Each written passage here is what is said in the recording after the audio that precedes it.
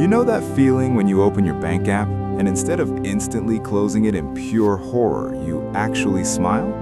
Like when you stop doing mental math over a $5 coffee. Like when buying groceries doesn't mean surviving on ramen for the rest of the week. There's a very specific number where this shift happens, and it's not what most people think. Most financial gurus will tell you that you need $1 million to feel rich, or that 6 figures is the magic number. But here's what they're completely missing. There's a much smaller milestone that totally transforms your relationship with money, and once you hit it, everything changes. That number is $20,000. My name's James, and I spend way too much time thinking about money, financial psychology, and why some people seem to build wealth effortlessly, while others stay stuck in the same financial loop for decades. If you're someone who actually wants to understand how wealth is built, instead of just hoping things magically improve, hit that subscribe button. And if this video changes how you see money, give it a thumbs up. Now, before we dive into why $20,000 is the real game changer, let me ask you something. When you think about building wealth, what comes to mind? Maybe you picture some trust fund kid who never had to worry about money. Or maybe you imagine someone grinding for years, stacking dollars one painful paycheck at a time. But the truth is, wealth building doesn't work the way most people think it does. Here's what actually happens. There are certain financial thresholds, invisible barriers.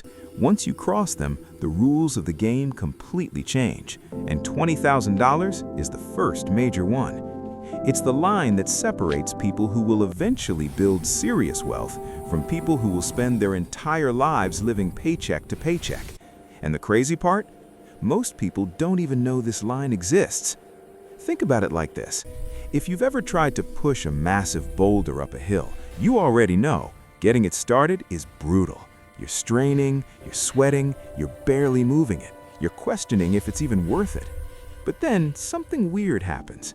Once you build enough momentum, the boulder starts moving faster, and when it finally crests the top of the hill, it rolls down the other side almost effortlessly. $20,000 is that exact turning point. Everything before it feels like you're pushing uphill against gravity. Everything after it feels like gravity is finally working for you. But here's where it gets really interesting, and this part usually surprises people. The real magic happens in your brain. When you don't have money saved, your brain lives in what psychologists call survival mode. Every financial decision is filtered through fear and scarcity. You take the first job offer that shows up, even if it's terrible, because you can't afford to be picky. You stay in situations you hate because leaving feels too risky. You say yes to things you don't want to do because you need the money. This isn't just about being practical. When you're in survival mode, your brain literally cannot think about growth and opportunity. It's like trying to plan a vacation while your house is on fire. Your entire mental bandwidth is hijacked by short-term survival. But something remarkable happens when you cross that $20,000 threshold. Your brain finally gets breathing room. Instead of asking, how do I survive until the next paycheck, you start asking, how do I grow this money? Instead of reacting to every financial emergency, you become proactive about building wealth. Research from Vanguard shows that having just $2,000 in emergency savings increases financial well-being by 21%. $2,000. That's less than what most people spend on a vacation or a fancy laptop. But that tiny buffer creates a massive psychological shift because it pulls you out of pure survival mode. When you grow that emergency fund to 3 to 6 months of living expenses, which for most people lands right around $20,000, you get another 13% boost in financial well-being. But more importantly, you've now created enough mental and financial space to think about wealth building, not just wealth protection. Now, here's where the math gets really exciting. Let's say you're saving $1,000 a month and earning 8% return. Getting to your first $20,000 takes about 19 months. That's a year and a half of discipline, sacrifice, delayed gratification. It's not easy, and honestly, most people quit somewhere along the way. But here's the part that will blow your mind.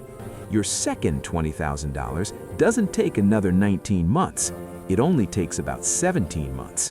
Why? Because now your first $20,000 is working alongside your monthly savings, generating its own returns. Think about that. You did the exact same amount of work, saved the same amount each month, took the same level of risk, but you shaved 2 full months off the timeline just because you had more money working for you. That's compound interest waking up. And by the time you're going for your third $20,000, the timeline shrinks even more. Your money starts doing more of the heavy lifting while you are putting in the same effort. And when you start getting into the really big numbers, the acceleration becomes almost comical. Once you hit $400,000 in your investment portfolio, you can generate your next $20,000 in just 5 months. Think about that. The same $20,000 that took you nearly 2 years to save at the beginning is now showing up almost automatically through your investments. That first milestone feels impossible, but every milestone after that gets progressively easier. Now you might be thinking wealthy people have access to some secret investment world that regular people can't touch, like there are exclusive hedge funds, special insider opportunities, doors that only open once you hit a certain net worth. And yeah, at the ultra high end, there's some truth to that, but that's not what's driving this $20,000 phenomenon. The real secret is way simpler, and honestly, way more encouraging. It's just basic math finally working in your favor. When you invest $1,000 and it grows 10% in a year, you make $100. Take that exact same 10%, apply it to $10,000, and suddenly you're making $1,000 in profit. Same investment, same time frame, same risk. This is why hitting $20,000 feels like such a turning point. Up until that point, your investment returns feel almost pointless because the numbers are so small. A 10% return on $2,000 is $200. Nice, but not exactly life-changing. But a 10% return on $20,000 is $2,000. Now we're talking about money that actually matters.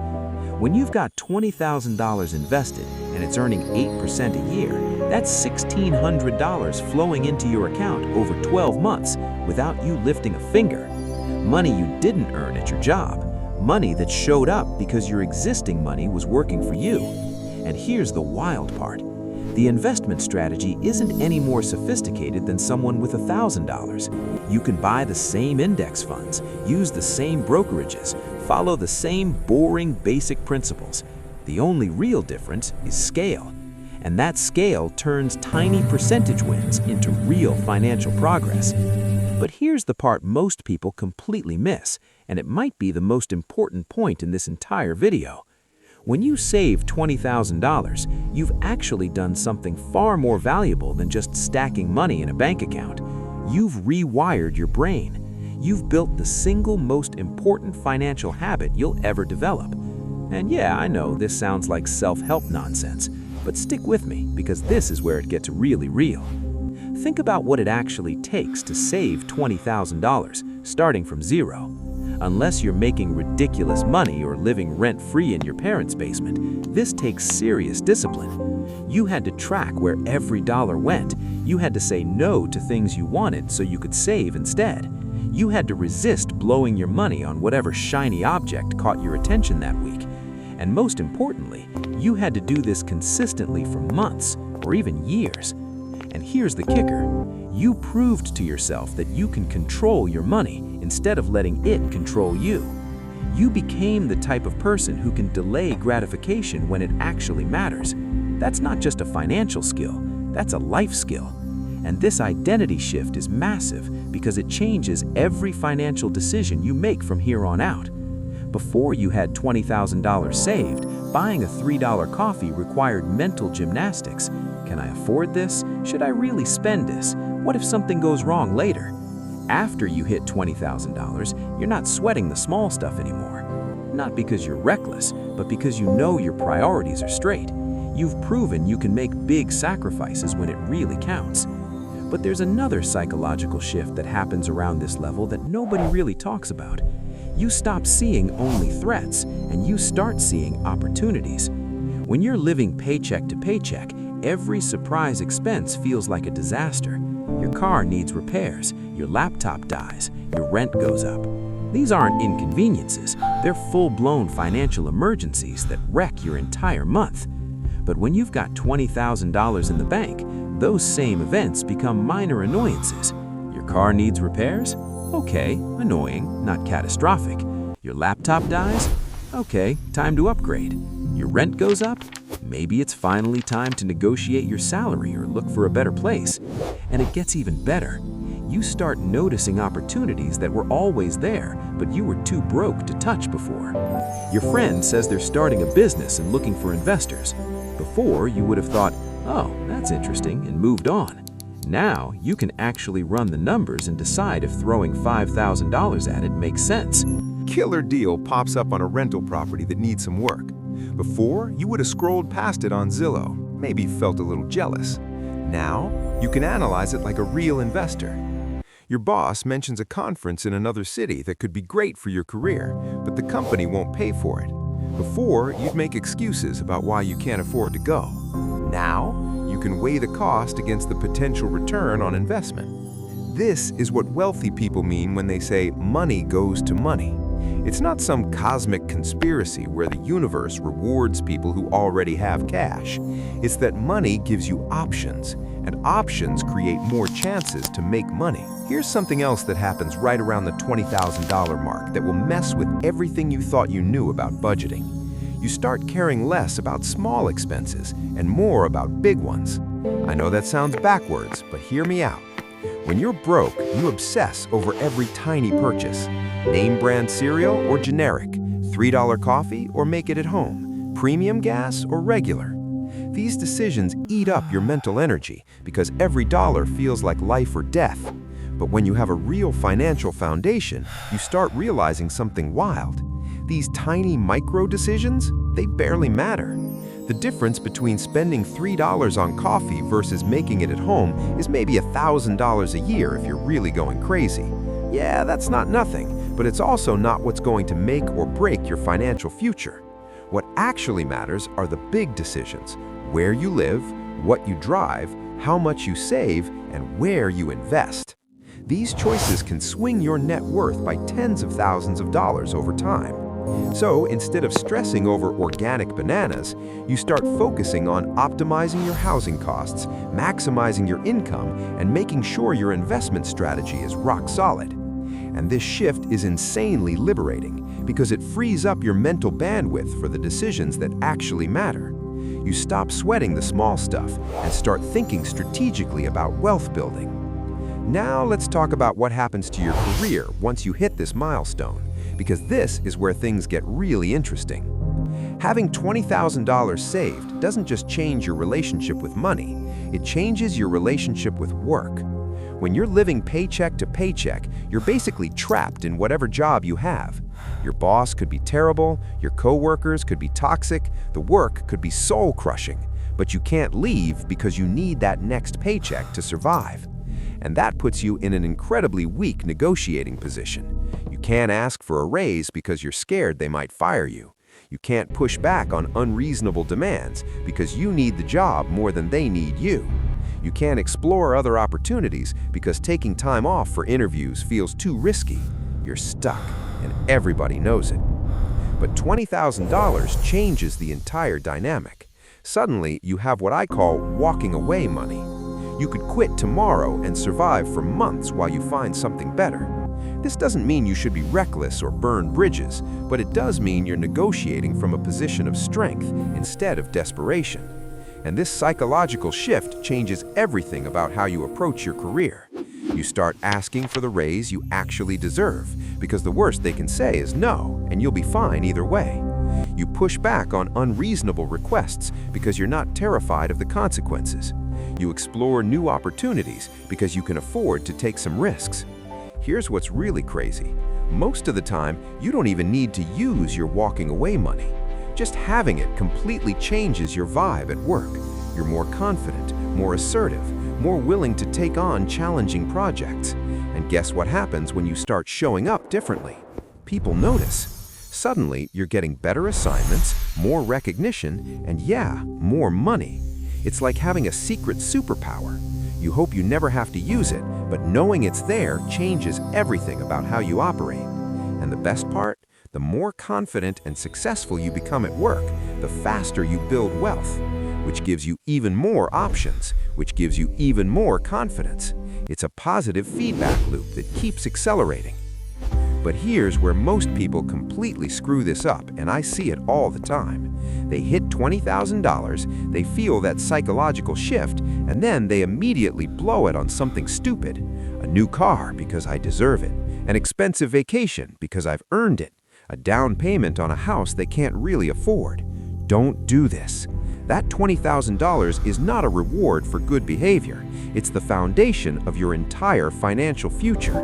It's the seed that grows into generational wealth if you're patient enough to let it compound.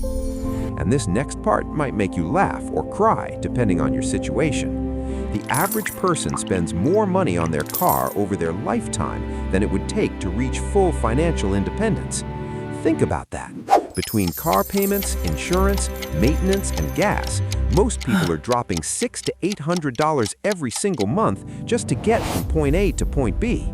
Over 40 years, that's easily $400,000 plus just on transportation. Meanwhile, they're saying they can't afford to save for retirement. It's like watching someone blow a fortune on a gym membership they never use, while complaining they can't afford healthy food.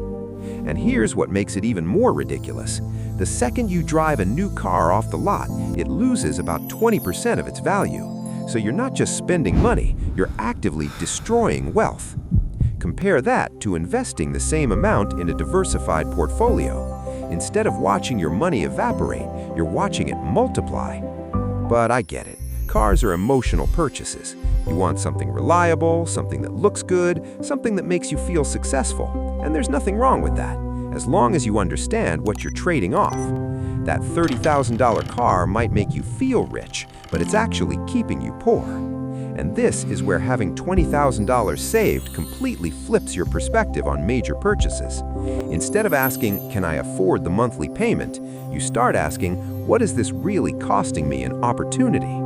That $30,000 car isn't just $30,000. It's $30,000 that could have grown into $200,000 over 20 years. Suddenly, driving a reliable used car doesn't feel like a sacrifice anymore. It feels like a strategic move that's buying your future freedom. And here's the beautiful irony. The person driving the flashy new car probably stressed about money. The person driving the old Honda quietly building wealth and sleeping better at night. This mindset shift spills into every major financial decision you make. Housing, education, vacations, hobbies, everything gets filtered through the lens of opportunity cost. Not in some obsessive, joy-killing way, but in a strategic way that helps you make intentional choices about where your money goes. And here's something that might surprise you. Once you start thinking like this, you realize you don't actually want half the stuff you thought you wanted. That bigger apartment? Nice, but is it worth delaying financial freedom by 5 years? That expensive hobby? Fun, but are there cheaper ways to get the same satisfaction? This isn't about becoming a miserable penny pincher who never enjoys life. It's about becoming intentional with your money, instead of letting it quietly leak away on stuff that doesn't actually matter to you. When you have clear financial goals and you truly understand compound interest, it becomes way easier to tell the difference between what you want and what you really want. Look, $20,000 isn't going to make you rich overnight, but it will completely change how you think about money and opportunity. It's the difference between surviving and thriving, between reacting to life and designing it. Start building that foundation today, because your future self is counting on the decision you make right now. And trust me, they're going to thank you for it.